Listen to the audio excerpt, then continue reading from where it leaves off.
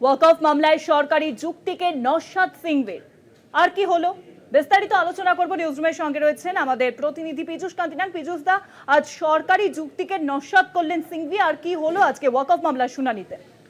দেখো, ওয়াকফের এই সংশোধনী আইনে 3 ই ধারায় পরিষ্কার করে বলা আছে যে সরকার যদি মনে করে সেই যে কোনো জমিকে, ওয়াকফের সম্পত্তিকে, সেটা সরকারি জমির ওপরে সম্পত্তিটি হয়েছে এমনটা মনে করলে কালেক্টরের মাধ্যমে তা সার্ভে করে, অর্থাৎ পর্যবেক্ষণ করে সেই জমি কিন্তু সরকার বাজেয়াপ্ত করতে পারে।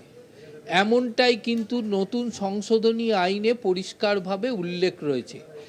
এখন এখানেই প্রশ্ন উঠছে, মনু সিংভি সেই যুক্তিকে নস্যাৎ করে দিয়ে বলেছেন যে আজ থেকে 100-200 বছর আগে যদি কোনো সম্পত্তি, ওয়াকফ সম্পত্তি দান হয়ে থাকে, হঠাৎ যদি সরকার মনে করে সে তার নিজের কালেক্টরকে দিয়ে তার পর্যবেক্ষণ করে সেই জমি বাজেয়াপ্ত করলো, কিন্তু কি পদ্ধতিতে সেই জমিকে পর্যবেক্ষণ করা হবে বা সেই বিচার প্রক্রিয়াটা কিভাবে হবে, কোন কোন আইনের ওপর দাঁড়িয়ে সেই বিচার প্রক্রিয়া হবে এবং সেই বিচার প্রক্রিয়ার ক্ষেত্রে কতটা নিরপেক্ষতা বজায় থাকবে, সেই বিষয়ে কিন্তু কোনো দিশা এই সংশোধনী আইনে নেই।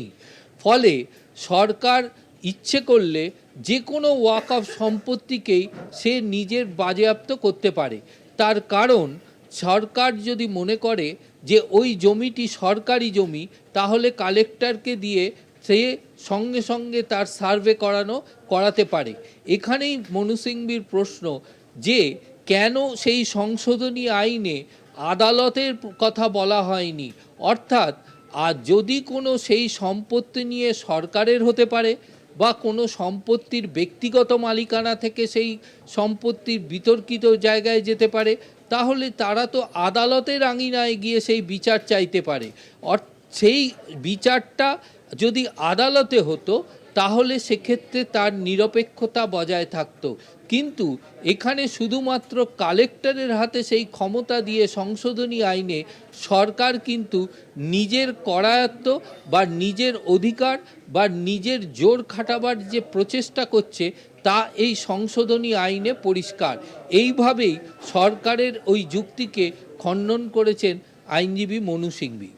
পীযূষ দা, তুমি আমাদের সঙ্গে থাকো। ওয়াকফ মামলার শুনানি এতদিন ধরে, গত 3 দিন ধরে যে ওয়াকফ মামলার শুনানি চলছে সুপ্রিম কোর্টে, তা ইতিমধ্যে শেষ হয়েছে বলে জানা যাচ্ছে, কিন্তু রায়দান স্থগিত রাখা হয়েছে।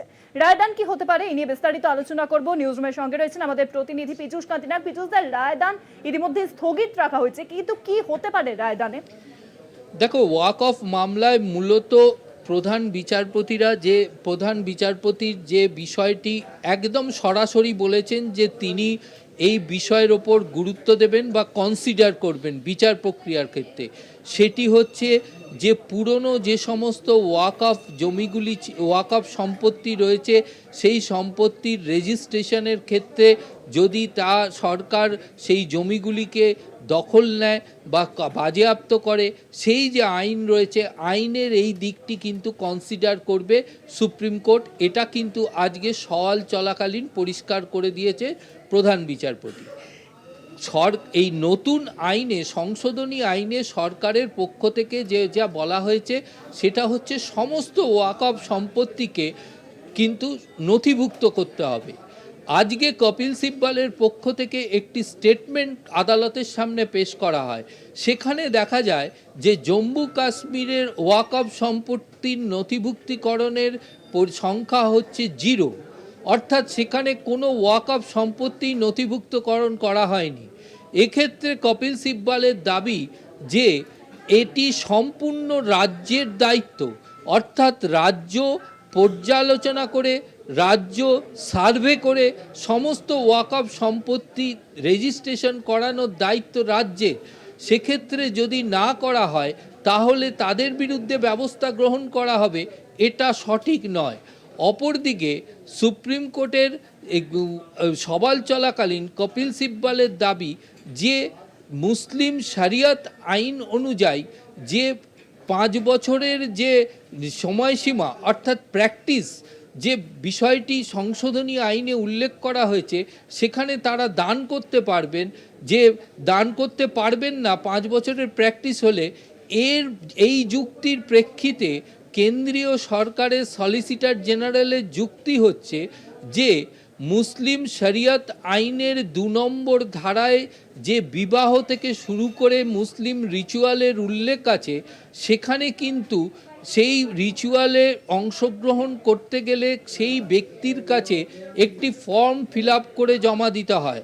সেখানে তিনি যে মুসলিম সেই বিষয়টি উল্লেখ করতে হয় এবং তার ডিটেল দিতে হয়, এবং 3 নম্বর ধারায় শরিয়ত আইনের 3 নম্বর ধারায় সেই ফর্মের উল্লেখ আছে।